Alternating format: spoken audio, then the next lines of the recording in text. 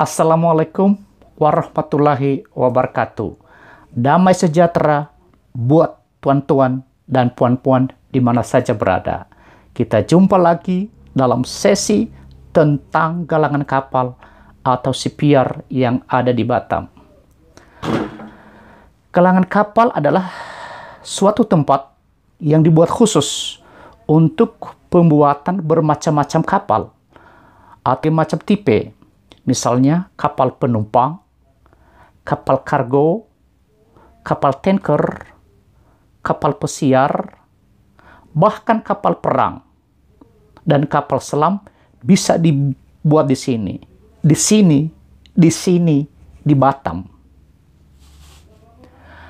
Galangan kapal atau CPR merupakan pekerjaan yang mungkin juga sudah ada sebelum Masehi, kecuali di zaman Nabi Musa, karena pada saat menyeberang laut, dia dan pengikutnya jalan kaki menuju tanah perjanjian yang dijanjikan Tuhan kepadanya. Galangan kapal atau CPR yang ada di Batam bukan satu-satunya yang ada di Indonesia, tapi satu-satunya yang terbesar di Batam. Dan galangan kapal ini bukan hanya ada di Indonesia, tapi di berbagai belahan dunia ada, atau di berbagai negara sudah ada. Misalnya di negeri Cina, negeri Jepang, negeri Ginseng, atau negeri Korea Selatan, dan di negeri Awan. Negeri Awan belum. Mungkin tahun-tahun depan baru ada negeri Awan. Dan mungkin galangan yang paling besar dan yang paling mewah adalah di negara Paman Sam, yaitu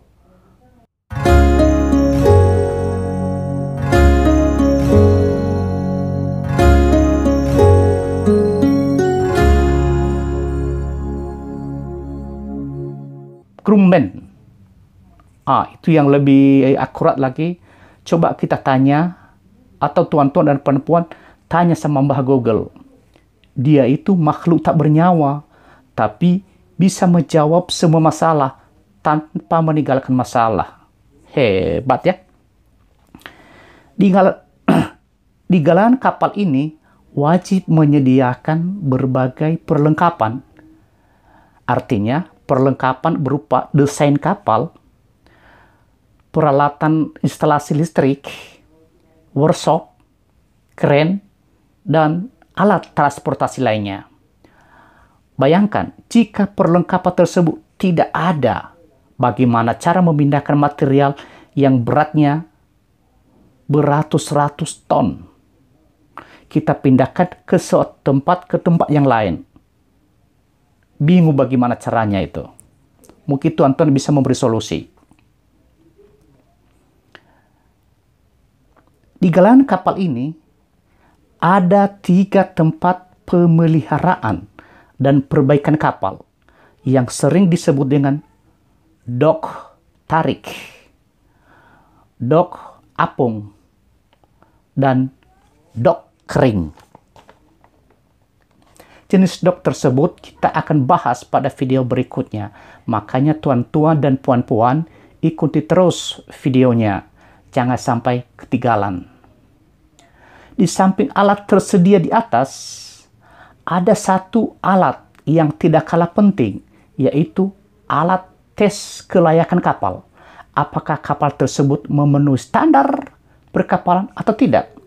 Bila dalam uji kelayakan tersebut tidak memenuhi standar, maka kapal tersebut wajib hukumnya dimusnahkan atau dihancurkan. Rugi dong. Masalah rugi dan untung bukan urusanku. Urusanku adalah hanya membuat video untuk menghibur para tuan-tuan dan puan-puan di mana saja berada di seluruh Nusantara. Demikian video ini, semoga bermanfaat. Sampai jumpa di video berikutnya. Salam dari Batam.